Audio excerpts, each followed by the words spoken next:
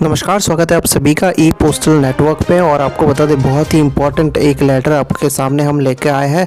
Federation of national postal organisation, जिसको आप FNPO के नाम से जानते हैं, बहुत जानी मानी एक बड़ी यूनियन है पोस्टल डिपार्टमेंट की। इन्होंने लेटर लिखा है रविशंकर प्रसाद जी को और एक कॉपी डाक भवन में भी भेजा है। बहुत इंपॉर्टेंट लेटर है और इसमें क्या लिखा है आपको बताएंगे, ठीक है। इससे पहले एक और चीज़ आपको बता दें, हमारा 1 मई से नया पोस्टल असिस्टेंट और सॉर्टिंग असिस्टेंट का बैच स्टार्ट हो गया है। PA का भी शुरू हुआ है, पोस्टमैन का भी और MTS का भी शुरू हुआ है, ठीक है। अगर आप जुड़ना चाहते हैं, नीचे नंबर दिया है, जुड़ जाइए, क्योंकि 20 जून को PA का एग्ज़ाम है और अभी तक कैंसिलेशन का कोई नोटिस नहीं आया। तो आप लोग तैयारी कर लीजिए अच्छे से। और हमारे यहाँ पे बिल्कुल प्रॉपर पढ़ाई शुरू हो गई है, देश भर के लोग जुड़ चुके हैं, ठीक है। चलिए, ये लेटर इतना इम्पोर्टेंट क्यों है इसको आपको बताते हैं। पहले सब्जेक्ट देख लीजिए। सब्जेक्ट यहाँ पे ये रहेगा कि पोस्टल स्टाफ को फ्रंट लाइन वर्कर का दर्जा दिया जाए। अब आप सोच रहे होंगे, हाँ, क्या फ्रंट लाइन वर्कर हम नहीं है, यानी डिपार्टमेंट ऑफ पोस्ट के एम्प्लॉयज़ नहीं है या है, ये कन्फ्यूजन बना हुआ है।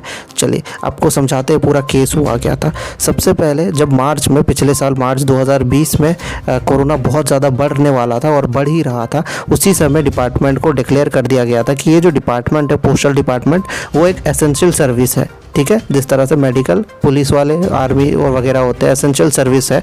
तो बहुत एम्प्लॉयज़ खुश हो गए थे, अरे हम तो एसेंशियल कैटेगरी में आ गए, अभी हमें कुछ और एक्स्ट्रा सुविधाएं भी मिलेंगी और इज्जत भी मिलेगा। तो पोस्टल डिपार्टमेंट के एम्प्लॉयज़ ने क्या किया, बहुत ही अच्छे से काम किया। अपना पूरे लॉकडाउन में अपना ज़िंदगी रिस्क में लिया और बहुत अच्छा काम किया। सराहना भी मिली अलग अलग मंत्रालय से, अलग अलग लोगों से, पब्लिक से। और इसके बाद काफ़ी लोगों की मृत्यु भी हो गई कोविड के कारण, क्योंकि आपको पता है डिलीवरी का काम होता है या फिर पब्लिक के साथ डायरेक्ट रिलेटेड काम होता है पोस्टल डिपार्टमेंट का।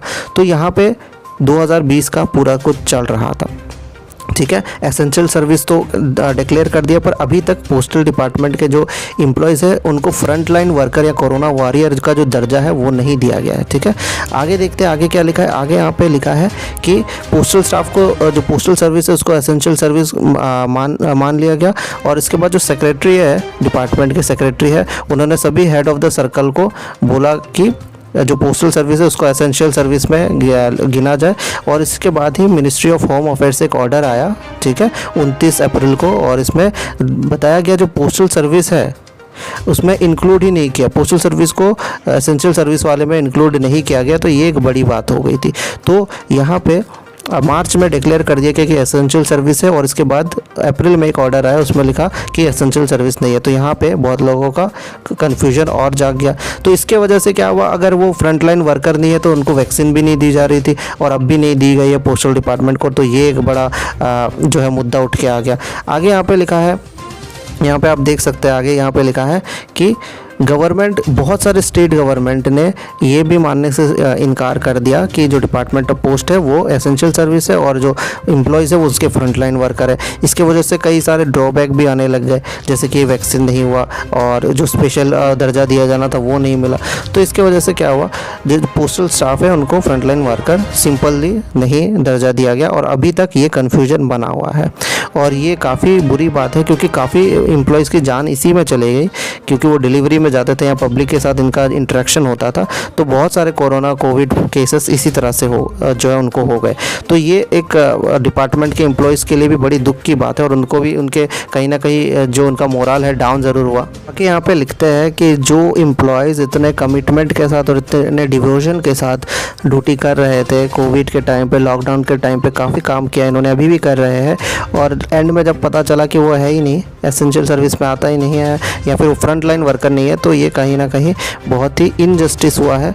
इसीलिए आखिर में लिखा गया है, जो मिनिस्टर है कम्युनिकेशन के, रविशंकर प्रसाद जी को, उनको कहा है कि वो इंटरवीन करे, यानी दखल दे इस मामले में और डिक्लेयर करें इनको फ्रंट लाइन वर्कर, ताकि बाकी सुविधाएं भी मिल पाए और जो इज़्ज़त है वो मिलनी चाहिए। तो जो उन्होंने काम किया है वो ज़रूर मिले। तो ये B Shiva Kumar, secretary general FNPO का लेटर है। एक कॉपी विनीत पांडे जी को दे दिया गया है, जो अभी जो चेयरमैन थे पोस्टल सर्विस बोर्ड के अभी, और साथ में एक जो है कॉपी सीधे मिनिस्टर को दे दिया गया है।